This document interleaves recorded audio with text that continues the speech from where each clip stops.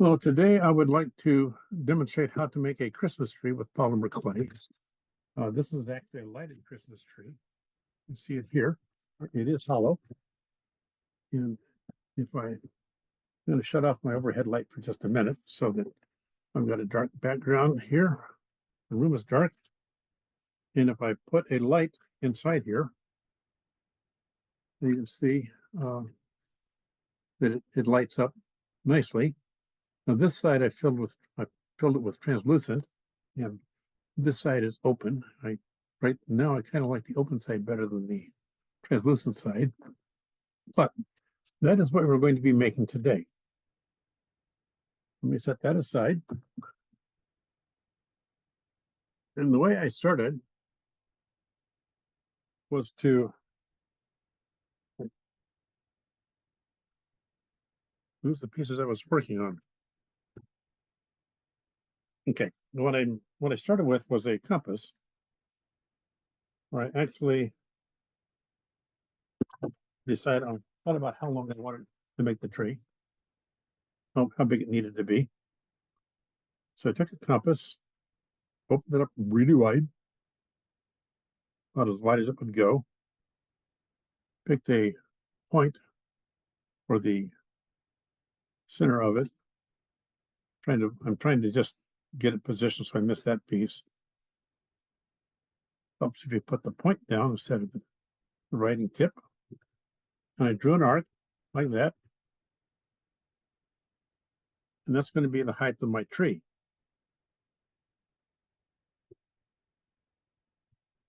And I need to make a mark here to note where my point is.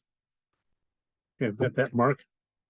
And then I went in and shortened it by an inch, a little over an inch. So it's right now, you can see it is 1, 2, 3, 4, 5.5 inches long. So if I bring it into 4.5, let me make it 4.25. So I've got a lot extra room there. On my mark, and draw another curve. It is necessary to draw several of these curves. I'll explain that as I go. I'm going to bring it in again to where it's only 3 inches. On my mark, draw an arc. I'm going to do one last one at 1 3/4. So I've got that at 1 3/4.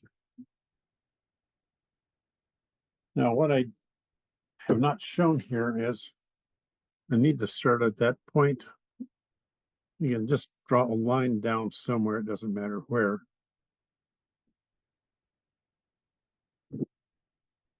I've got that point. Got something over here. Yes, this one's quite wide. I don't really need it that wide. I just did it that way so that I had a lot of extra room. Now I sit down and I cut that out.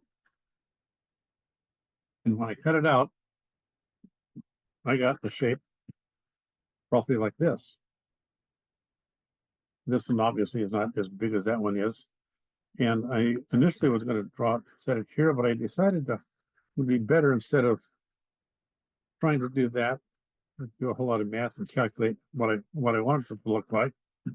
I should look and see what gave me a pleasing shape and then make it that size. And so what I ended up doing was making it a lot bigger than that so that it's roughly this size now. And that size seemed to work quite nicely and give me the shape I wanted. And I just realized I left my Scotch tape on. So as I said, I played with this until I got a shape that I really liked. And I kind of like that wide base, a lot wider than what I initially intended. But that seemed to be a shape that I found pleasing. And so I came in and taped it along there. Make sure it stayed. And that's actually going to form the base for my tree. Now with that in place, I got another sheet of cardboard and I drew the same arcs on it. There's a reason for that. So I opened it up really wide, did the arcs like that. I'm not going to do this in detail again. Brought him in, made another arc, put it in, made another arc, brought it in again, made a third arc, and this one I cut out. The reason I cut it out is I needed a template. So once I've got it cut out, I've got these three pieces that make up the components for my tree. Because if you noticed, my tree has actually got several levels to it. Each one of these is one of the levels.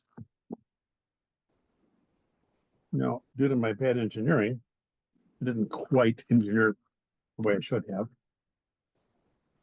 So I've got my curves are a little shorter than they need to be. If I lay this down, now by the way, this is 2 parts. Actually, it's one full package of sea green and half a package of regular green. It's going for more of a spruce look. Then the sea green was too dark and too blue, and the regular green is too light. And so by blending them, I got the color. And I really kind of like this piece. So I've run this through the pasta machine on the thickest setting, only to find out that it worked well. So I run the pasta machine on the thickest setting. I've got this. So I'm going to put this down over here and take my X-Acto knife and cut along the bottom edge. Like I say, because I made this template before I decided the actual size. The template is actually a little too small. And just so I get a little overlap, I'm adding about another 1/4 of an inch above the template. So I do that. I'm going to take this, pull that out, just to make sure I've got enough clay here. I'm going to put this down a little bit so it lines up with what I've already done. And cut it the rest of the way around. And cut this piece the rest of the way around. So I get a nice smooth arc there. Take that out, remove the clay. Remove the clay. This is what happens when you cut it too short. There we go. Set that aside for the moment. Now this obviously is a lot more than I need, but that's okay. I'm going to take my template here,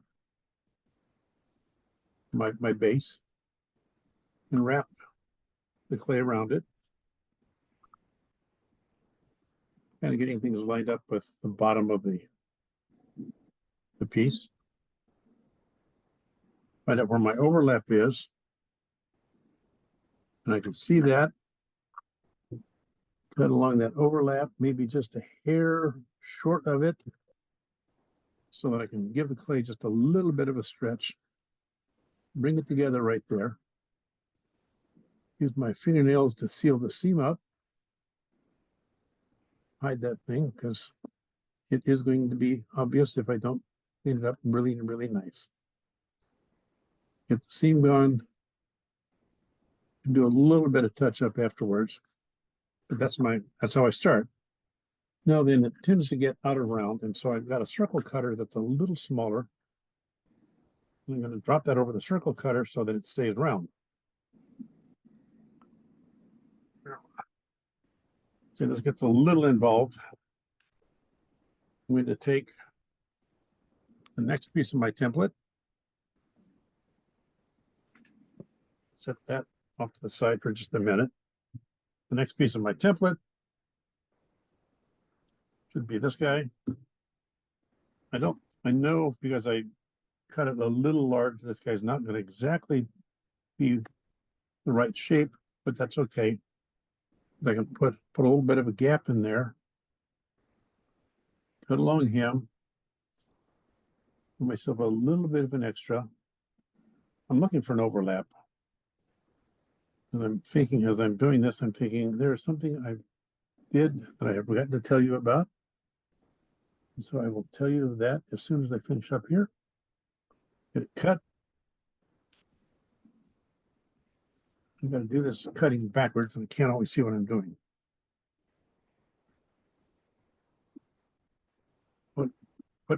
Pick that guy up. Got it. And then I'm going to flip him over.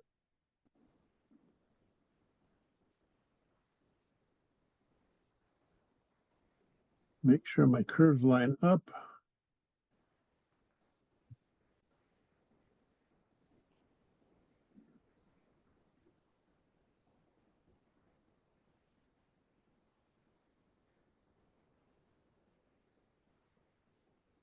And the thing I forgot to tell you that I did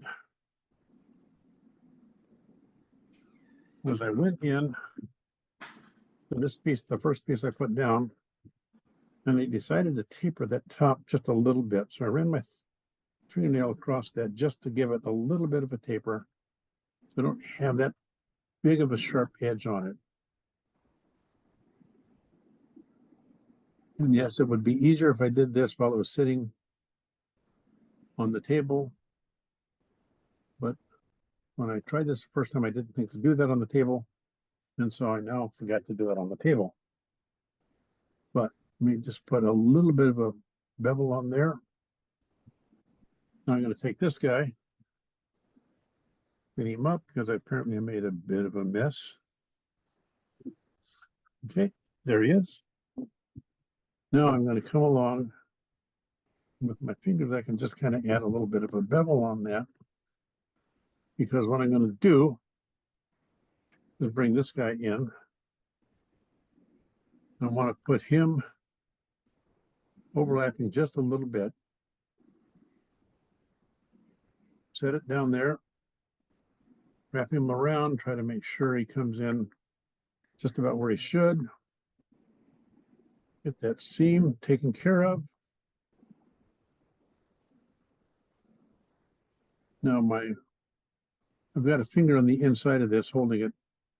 So I got something firm to press against, which is going to get a little dicey in a few minutes when I try to get the last two pieces on.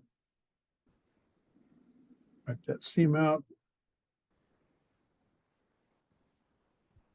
Okay, we've got that. We've got a little bit of an imperfection here that I'm going to cut off. So I've got a nice smooth edge there. And yes, you'll notice if you look carefully at this that my spacing is not perfect, but that's okay. Trees are not perfect, and so I'm not overly concerned about that. This guy didn't quite come in tight on my base. So since it's polymer clay, I can give a little bit of a squeeze to it and get it where it needs to be. And with that, we are going to continue and do the last two. And then I'm going to take some of the clay I've cut off and run them through the pasta machine a few times to get nice and smooth. Now I've got a new sheet of clay. And I need another template. This guy's a lot smaller. And again, we do the same process. I'm going to cut along the edge here.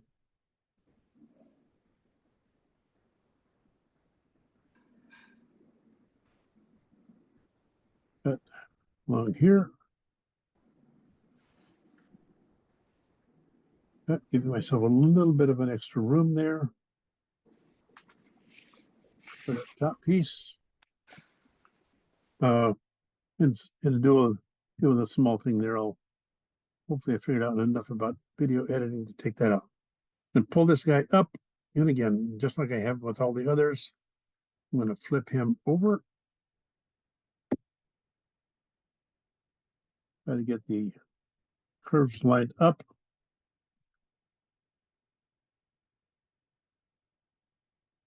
Cut along there. Cut along here. Do myself a little bit of an overlap. Come up.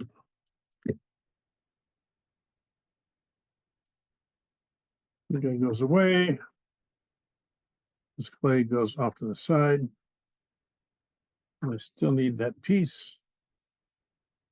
And then we're going to come back to here. And I've got, there's my seams. Okay. And I keep forgetting, right now it is easy. Sit down and with my thumbnail or anything, put a little bit of a bevel on that piece.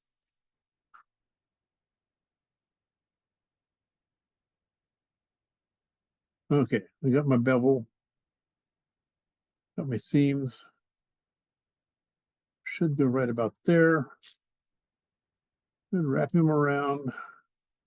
Oh, good, I've got overlap at this point.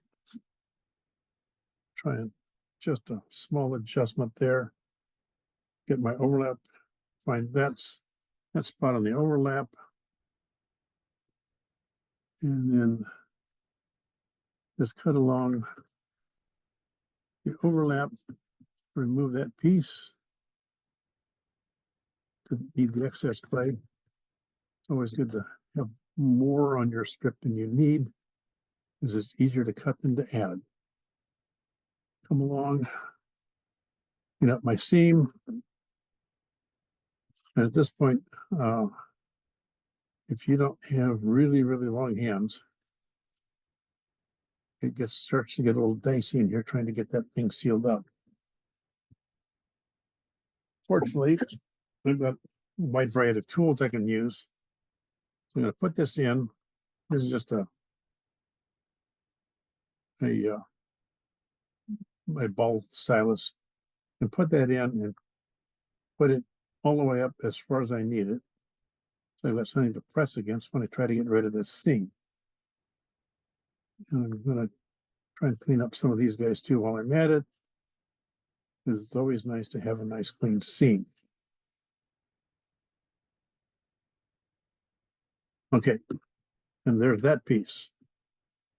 Now we got one more to go, and just to make sure I've got enough clay, I'm going to run this through the pos machine a couple times just to get all the seams and creases out of it so that it works well for me. Now I've got that piece there. And again, I've got my template. There it is. Hard to find cardboard heading on cardboard. I want to cut along the base.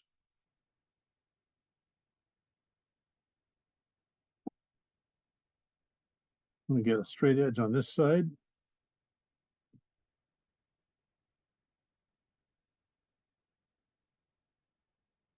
And then I want to, again, flip him over so that I get my curves matched up. I do that just in case I don't actually have a nice smooth curve. And so the ending point should match the beginning point. At the point of the being matched up,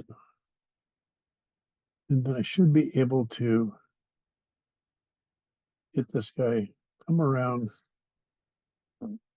and come all the way up. And if I did this right, everything matches there at the point. Excess clay out of the way. Now comes the fun part. This guy doesn't really want to be nice. So, I'm gonna play with that a bit. Got my seam right here, so I'm gonna try and get the seam lined up. Try and get the point near the top. And it never works out nice. And I came in short for some reason. Not a good plan. Obviously, I'm going to try that all over again. I have never figured out why I have this problem with this approach, but so we do it again. In theory, it should work. That's the theory. The only problem with theory is reality. I'll take this guy. I've got a straight edge right there. I'm going to line him up on the straight edge.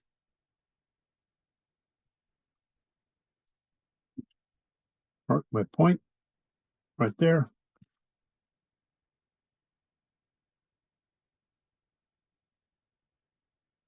Put along there. I'm going to lift him up.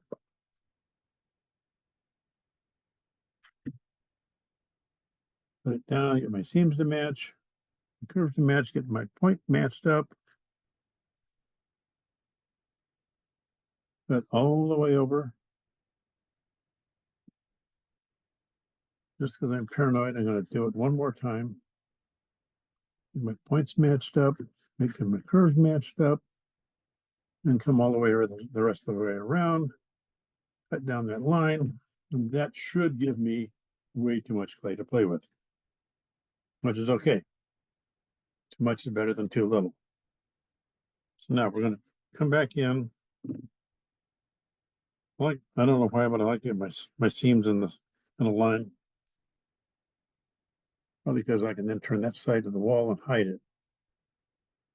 So I'm going to wrap this guy around here. And the theory is that he will fit. The reality is that he never does.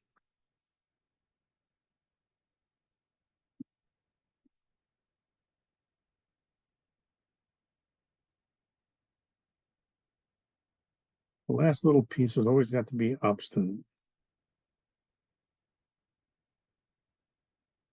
There we go.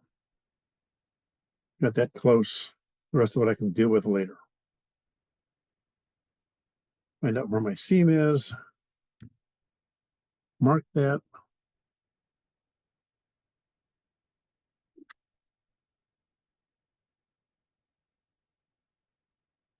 Come around. Now I'm actually going to pull. No, I'm not. We'll deal with that part later. We'll come back and again get our seam matched up as best we can for now. My goal is to get that seam taken care of. Once I've got that seam taken care of, I can very carefully remove my paper insert. It takes a little bit of work. Trust me, I know. Done this a few times.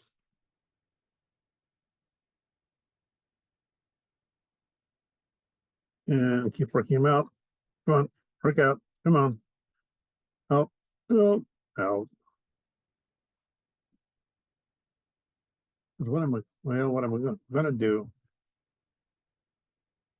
What I'm actually going to do is end up trimming the top just a little bit.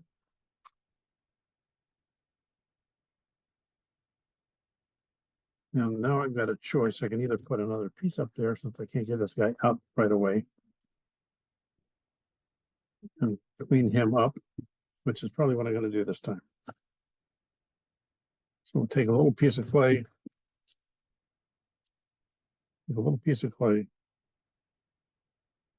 wrap it around there.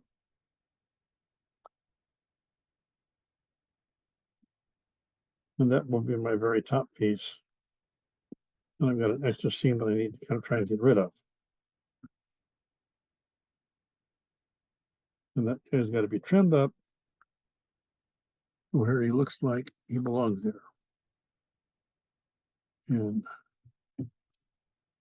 now I got to deal with this top seam. I like right along there. Anyway, once I've got that taken care of, and I've got this top cleaned up, and I'm just going to squeeze them together. He's going to come up to a point. And when I'm finally happy with that, I'm going to come in and cut that point off.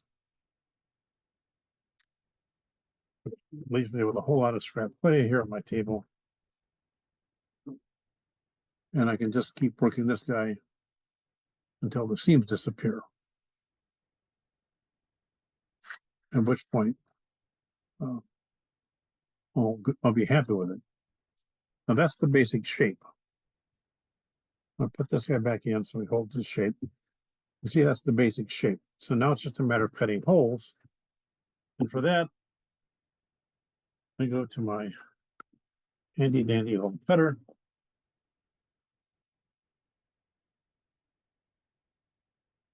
I have here a round circle cutter. And so for this, all I need to do is come in and just start randomly poking holes in this guy. We'll get this better, more cleaned up before I bake him. But I come in and just start randomly poking holes, backing with my thumb or finger as I go around.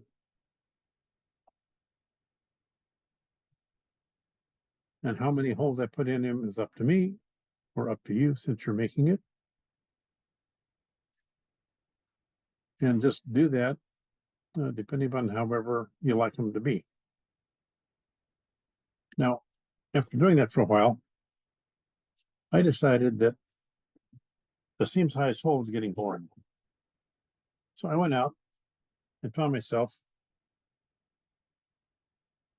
a stir stick, a nice hollow stir stick. I don't know if you can see that or not. Oh, it's got clay in it. Obviously, from taking this thing and coming back in and poking even more holes in, they're smaller. Now, getting the clay out of there was a bit of a trip, but not too hard, since I've got a bamboo skewer in there that I can use to poke the clay out. So this gives me a variety of holes, different sizes, different locations, trying to get them quasi-random.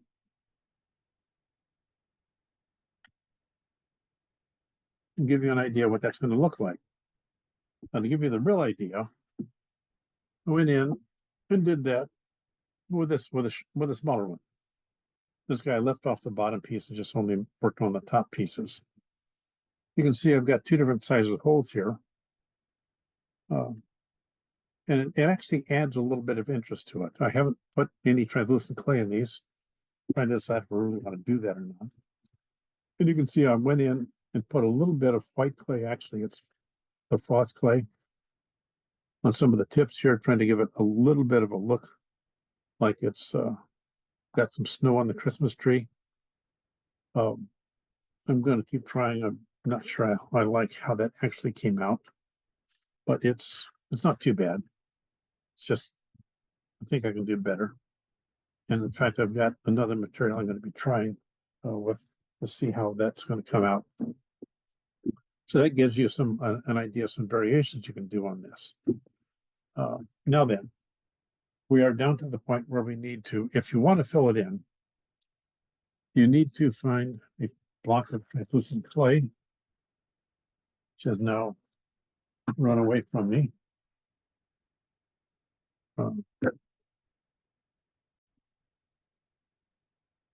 Okay, what I have here is a little piece of translucent.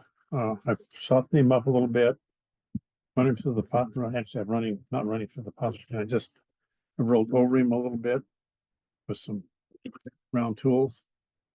And now all I'm going to do is go in and cut some pieces out.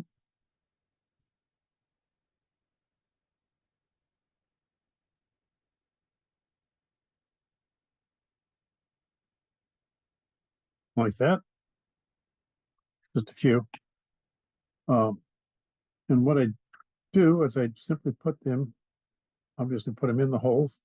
These are the holes I made, so they should go in that same hole. They're a little bit snug, or they're a little bit fat in there. So by pushing from behind, I can push down and get them to mash out just a little bit so that they kind of fill up that gap. And that's all I need. Now, not all of my cuts were clean, so some of these have got a little bit of green or something behind them, which actually kind of helps the situation. And make sure you get them in the hole firmly before you press on them. Otherwise, your piece will come out when you try to deal with it. There. Now go in there. Put that in, press it into place. One more.